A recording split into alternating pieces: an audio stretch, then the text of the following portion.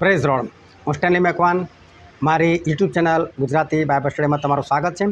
મારી ચેનલને આજે અત્યારે આગળ તમે સબસ્ક્રાઈબ કરી લો અને ઈશ્વરના જ્ઞાનમાં તમે વધતા જાઓ. જો તમે સારા છો, ઈશ્વરના માર્ગમાં તમે ચાલી રહ્યા છો અને તમે ઈશ્વરની આજ્ઞાઓનું પાલન કરી રહ્યા છો, તો દુઃખ તો આવશે, મુસીબતો તો આવશે, પરંતુ દરેક દુઃખ અને મુસીબતની અંદર ઈશ્વર તમારી સાથે રહે છે. અને ખરેખર લોકોને એવું દેખાય કે જો આને કેટલી બધી તકલીફ છે, આને કેટલી બધી સમસ્યાઓ છે, પરંતુ ખરેખર તમારા જીવનમાં કોઈ સમસ્યા હોતી નથી. દાખલા તરીકે પુષ્કળ ગરમી પડે છે, 47-48નું તાપમાન છે, પંખા લોકોના કામ નથી કરતા, એસીમાં પણ લોકો હેરાન થઈ રહ્યા છે. પણ એસી છે થોડી રાહત છે, પણ તમારા ઘરમાં એસી નથી, તમારા ઘરમાં કૂલર નથી. આ લોકોને એવું લાગે જો ને આ ઈશ્વરને પાછળ ચાલનાર વ્યક્તિ ઈશ્વરમાં છે તો આના બિચારાના ઘરમાં એસી નથી. હું તમને કહું કે લોકોને એવું દેખાશે, પણ ખરેખર તો છે ને તમારા ઘરનું તાપમાન જ એટલું નાનું હશે, એટલું ઓછું હશે ને કે તમને ખરેખર પંખાની પણ જરૂર નથી. કારણ કે ઈશ્વર એ રીતે કામ કરે છે. અને માટે લોકોને જે દેખાય છે ને એવું હોતું નથી, પરંતુ ઈશ્વર પોતાના લોકોના જીવનમાં કંઈક અલગ રીતે કામ કરે છે. સાદરાક મેસાક અબેદનગો આગમાં પડ્યા તો લોકોને એવું લાગે ને બળતા હશે, પણ એ લોકોને તો કેવી એસી જેવી ઠંડક લાગતી હશે. બળેલા લોકો નહોતા પડ્યા. ઈશ્વર છે ને બધા ગુણધર્મો બદલી નાખે છે. ઈશ્વર આ રીતે કાર્ય કરે છે. અને કોના જીવનમાં ઈશ્વર આ રીતે કાર્ય કરે છે જાણવા માટે આ વિડીયોને તમે આખો જુઓ.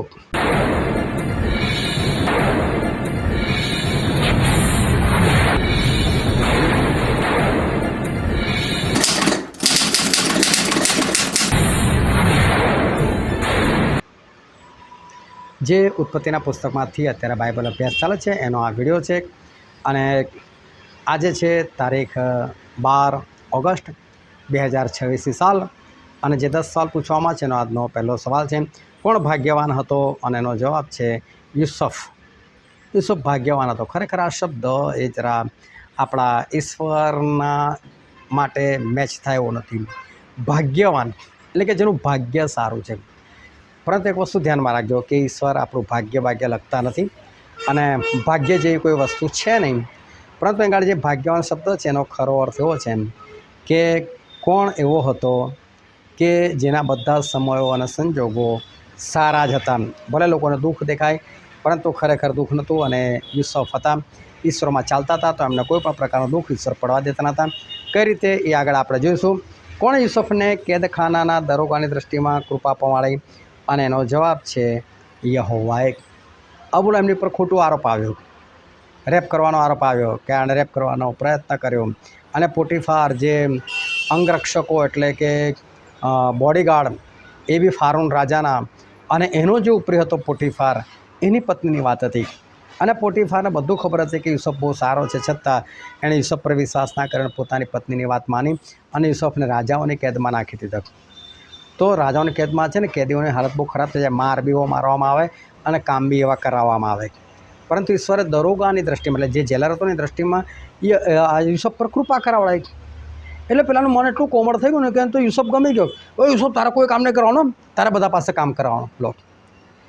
લોકોને શું લાગ્યું યુસુફ જેલમાં, આપણે યુસુફ કેદી થોડો છે, એ તો બધા પાસે કામ કરાવે છે. એટલે લોકોને કંઈ અલગ દેખાય. એટલે મેં શરૂઆતમાં નહીં કીધું કે ઈશ્વર એમના લોકોને તો બહુ સારી રીતે રાખે. પણ તમે યુસુફની જેમ આજ્ઞા પાલન કરતા હોય ને તો, ના કરતા હોય તો આવા બધા ચમત્કારો કંઈ ના થાય. પછી ગરમી હોય તો ગરમી જ લાગે અને ઠંડી હોય તો ઠંડી જ લાગે. પણ ઈશ્વરમાં જીવતા હોય તો ઈશ્વર તમારા માટે અદ્ભુત ચમત્કારો કરે.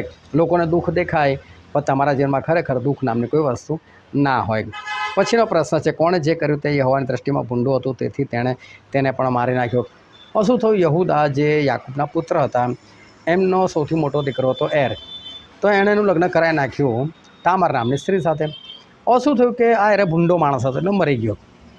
એ મરી ગયો એટલે આ લોકોનો નિયમ હતો કે જે દિયર હોય ને એ દિયર એની ભાભીને લે, અને જે સૌથી પહેલું સંતાન ઉપજાવે ને એ એના મોટા ભાઈના નામથી ચાલે. એટલે કે એરનું નામ લાગે. હવે એરનું નામ લાગે એટલે બાપ તરીકે એરનું નામ લાગે. એટલે આ બીજો ભાઈ તો એનું નામ ઓનાન હતું. એને કે મારું છોકરું પેદા કરીને હું શું કરું? તો મારો છોકરો પેદા થશે, એની પાછળ મારું નામ તો લખાય નહીં, પહેલું બાળક એની પાછળ તો પેલા એરનું નામ લખાવશે. છોડ, મારા બાળક જ નથી પેદા કરું. એટલે એણે કૃત્ય એવું કર્યું. તો ઈશ્વરને ગુસ્સો આવ્યો કે ત્યાં કેમ એક બાળકને રોકી રાખ્યું, એને મારી નાખ્યો. અને ખરેખર જો આ માણસ ઈશ્વરની વિરુદ્ધ ચાલે ને એનું મોત ભયંકર આવે છે. અને માટે આપણે ઈશ્વરના વચનોને કદી આમ તેમ ના કરે, પરંતુ ઈશ્વરના વચનો પ્રમાણે ચાલે. પછીનો પ્રશ્ન છે, યુસુફના ભાઈઓએ તેને આગેથી દીઠો ત્યારે તેઓએ પાસે આવી પહોંચ્યા અગાઉ તેને મારી નાખવાનું તેઓ શું કરી તો કે મસરત કરી. જો તમે ગમે એટલા સારા હોય, તમે ગમે એટલું લોકોનું સારું ચાહતા હોય ને, પણ બની શકે લોકો તમને મારી નાખવા માટે પાછળ પડતા હોય. યુસુફ સારા હતા, પણ એમના ભાઈઓ એમના પ્રત્યે એટલા દુઃખી હતા, કારણ કે એમની ભૂંડાની વાત એમને કહી એના પપ્પાને કહેતો હતો, અને એના પપ્પા પછી પેલા કોઈને ઠપકો આપતા હશે એટલે આ લોકોને ગમતું નહોતું, એટલે આ લોકો એ યુસુફને મારી નાખવાની મસરત કરે છે. પરંતુ ઈશ્વર હંમેશા બચાવનાર ઈશ્વર છે. પછીનો પ્રશ્ન છે, અર્થ બતાવો એ કોનું કામ નથી. હવે યુસુફને પૂછવામાં આવે છે કે અમને જેલમાં સપનું આવ્યું છે, પણ કોણ અર્થ બતાવે કે છે. તો યુસુફ એવું કહે છે કે શું અર્થ બતાવું કામ, એ તો કે ઈશ્વરનું નથી કે એટલે તો પ્રશ્ન કરે, એટલે પ્રશ્ન જવાબ માટે નથી કરતા. આપણે નથી કહેતા કે ભાઈ ખાવાનું બનાવવાનું મારું કામ છે, કોઈ પુરુષ એની પત્ની ખાવાનું બનાવવાનું મારું કામ છે, એટલે પૂછતો નથી, કહે છે ભાઈ મારું કામ નથી. કોઈ સ્ત્રી કહે છે મારા 4 હાથ છે, તો એવું નથી કે મારા 4 હાથ છે. અહીં કોઈ પ્રશ્નનો જવાબ પણ નથી, આપવાનો પણ નથી. એવી રીતે આ યુસુફ કહે છે અલા હું નહીં કહે છે, ઈશ્વર અર્થ બતાવે છે, ને અર્થ બતાવવાનું કામ ઈશ્વરનું છે.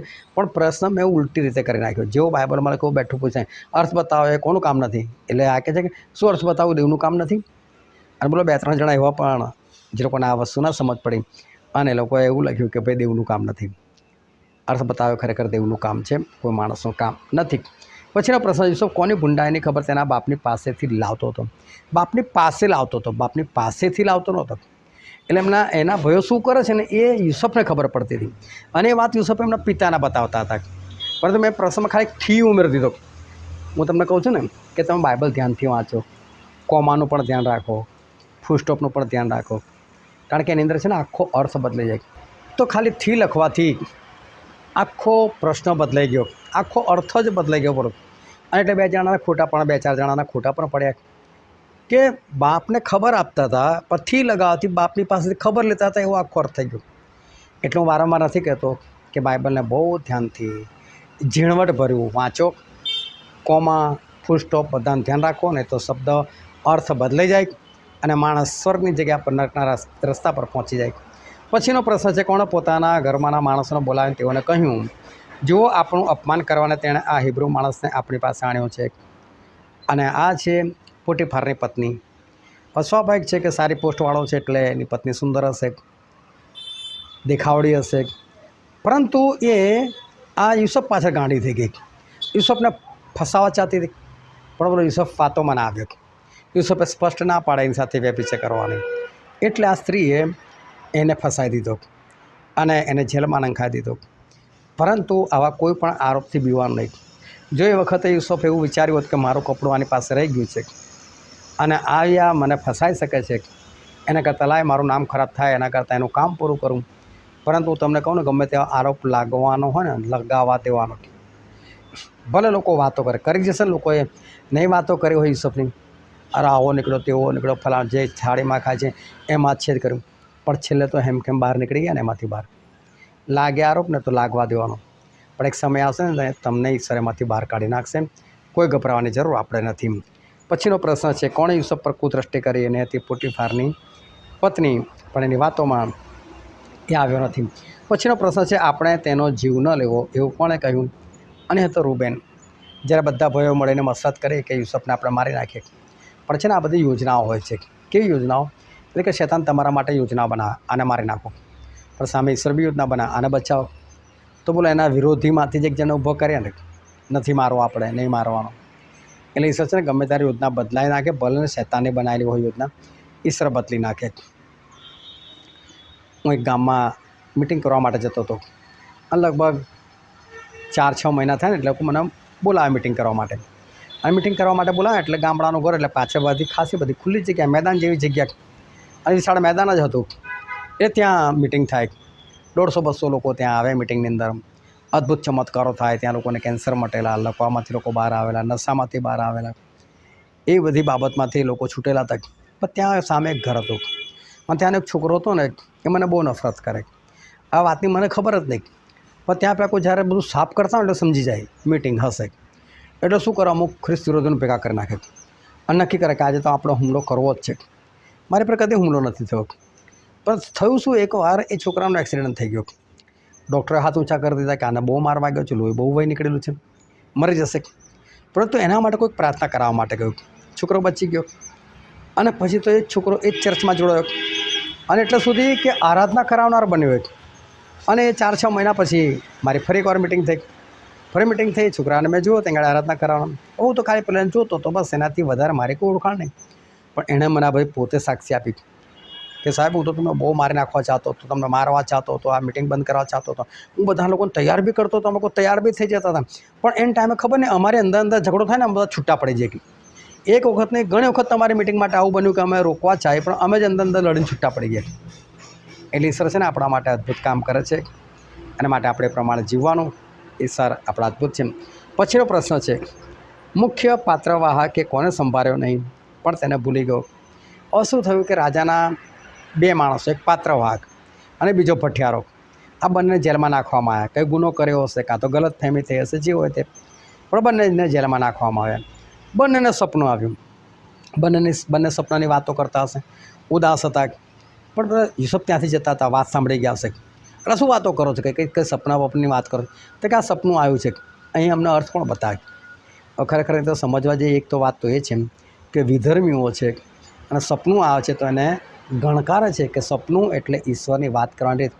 બોલા જીવતા ઈશ્વર માનતા હતા તો પણ ઈશ્વરે સપનું નહોતું આપ્યું, તો ઈશ્વર તમને સપનું ના આપી શકે.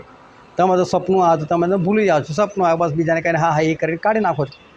એટલે એવું નથી હોતું, સ્વપ્નનો કોઈ અર્થ હોય છે. અને એટલે એવા વ્યક્તિને તમારે શોધવાની જરૂર છે કે જે સપનાનો અર્થ કરી બતાવે અને તમારે પૂછવાનું કે ભાઈ મને આવું સપનું આવ્યું, આ સપનાનો મતલબ શું? આ સપનથી તો ઈશ્વર વાતો કરતા. જો પહેલું વાત તો આ શીખવા જેવી છે કે આવા અધર્મીઓને બી ખબર છે, જેલમાં આવેલા લોકોને પણ ખબર છે. તો આ બહુ વિચારવાની જરૂર છે, સમજવાની જરૂર છે. અને યુસુફે લોકોને કીધું કે ભાઈ સપનાનો અર્થ બતાવો, ઈશ્વરનું કામ છે, તમે મને સપનું તો બતાવો. અને પછી એ લોકોએ સપનું બતાવ્યું, યુસુફે પ્રમાણે અર્થ કર્યો.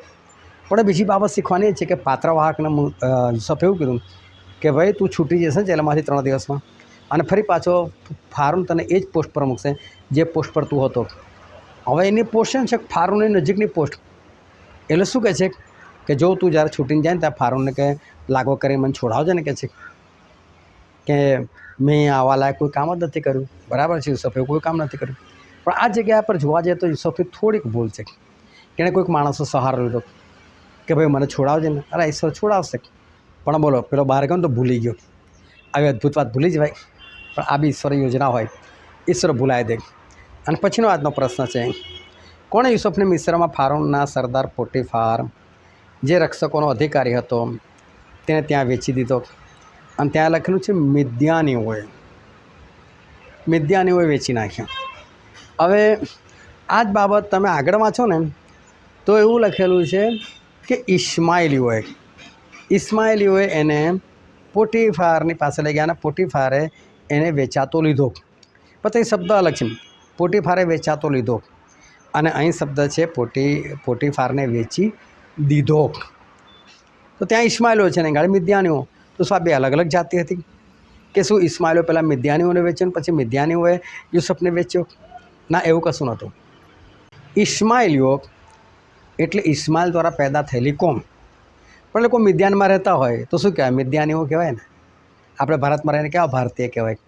પણ કોઈ ચમાર હોય, કોઈ વણકર હોય, કોઈ પટેલો એવું હોય ને એ રીતનું. એટલે મિદ્યાનમાં રહેતા હતા એટલે મિદ્યાનીઓ, પણ ઇસ્માઇલના વંશજો હતા એટલે ઇસ્માઇલીઓ. તો આ જગ્યા પર મિદ્યાનીઓ શબ્દ વાપર્યો છે. ઘણા બધા લોકો આમાં પણ માર ખાઈ ગયા, કોઈ પેલી કલમ લખી લીધી. મારે લોકોને કહેવું પડ્યું કે ભાઈ અહીંયા એક જગ્યાએ લખેલું છે વેચી દીધો અને વેચાતો લીધો. આ બેમાં ફરક છે. અને એટલે હું આ શબ્દોનો આગ્રહ રાખું છું.